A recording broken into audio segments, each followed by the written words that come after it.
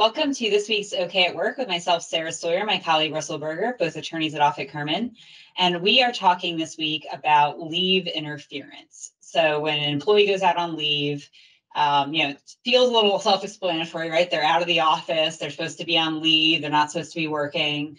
But sometimes some things can come up where you need to contact an employee that's on leave and ask them a question, ask them for information around matters they were working on or certain, business questions. So what are some things that employers should be thinking about, Russell, when making those types of contacts when an employee is on leave? Yeah, so I'll use the FMLA as kind of our benchmark here, since that's probably the most common leave law. And what that says is an employer can engage in what's known as FMLA interference, which is forcing someone to work while they're out on FMLA leave. But conversely, there can be de minimis contacts, and what de minimis means is not necessarily set. It's not hard and fast. Well, you can contact someone for up to 20 minutes a day or something like that. There's no hard and fast rule. So the first point I want to make is when these issues come up, it's important and appropriate to have a thoughtful plan about and an assessment of whether the contact is de minimis or not. That being said, things like checking in, can you send me that contact information? Where did this file get left off? Where were we on this? Things that are just kind of check in, really transferring knowledge to the people that are doing the job while, the employee's out on leave. Those sorts of things tend to fall more in the de minimis category, particularly because it's just like, hey, quick update, where were we on this? And it doesn't take that much time. It doesn't really require the person to dive back into the work, or it might even be, hey, I left a memo on that and it's in this file on this filing, in the filing cabinet by the coffee machine. And it may just direct the person to that. So as a, starting point, like those things are usually pretty safe. Yeah, and a lot of it's got to do with the amount of time that something takes, and you can imagine how that can really run the gamut depending on the task.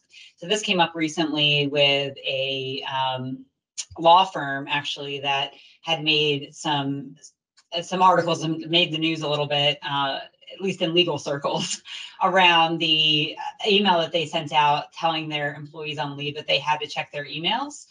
So, obviously, Russell, you and I are both lawyers, so we know what checking emails looks like for us, and that could be hours worth of work in a day. I think my niece tells me I'm a professional emailer. That's what she thinks I'm doing, with my career. But so, that's a good example of, well, checking someone's email could fall into the de minimis category if you say, hey, can you check your email to see if that client emailed you? I think they emailed you by mistake, and I want that email. Can you forward it to me?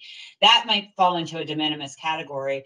Whereas if someone told me, when I was on leave to check my email, 5 hours later, I'd still be in there. So, and that definitely wouldn't be de minimis. So, there's definitely, as you mentioned, Russell, not a clear-cut rule here. And really, employers should really be very cautious when it comes to asking their employees to do any tasks on leave. There's also some rules around volunteering where an employee says, no, I want to work. I want to check in on things. But again, that's a really dangerous category to get into because, do they feel compelled to do that? Are they going to say, well, no, I didn't really want to do it, but I did it because I felt like I had to? I mean, it gets very squishy, and really a best practice is when someone's on leave, they're on leave. And try to avoid bringing them in to do any work. Yeah. I think that those are good bits of advice. I mean, I would say where possible when people are on leave, the more you can do to plan for it and prepare for it and institute process that covers you, the better off you're going to be. So, for example, the law firm that was telling people to check their emails every day, maybe those emails should get forwarded to someone and routed through someone. And this is a change, right? Because, a generation ago, things came in the mail and on the fax machine and someone would open it. It didn't come to your email in cyberspace. It came to the physical office where someone would look at it, and you wouldn't say, hey, attorney or employee at home, come in and check the mail, because there's someone who's in the office doing that. And technology changes the way that works, but, the law isn't in that place. So really what we want to do is try to get people to, they're trying to create process that allows people to take their leave and for people who are working to cover that as much as we can. And even then, there's still nuances. I mean, there's all sorts of conflict where, let's say, we've talked about doing workplace investigations here as well. And let's say you have to talk to someone who's on leave as part of the workplace investigation. Is that de minimis? Is it not? Is it okay if someone willingly participates? Can you force them to participate? I mean, those are all sorts of questions that are very fact sensitive. And you can wind your way through there, but some things are going to be prohibited that might not otherwise be. And so it's just really important from an employer standpoint to be thoughtful, proactive, and seek out the information you need and guidance that you need before you go ahead and force someone to do something while they're out on leave.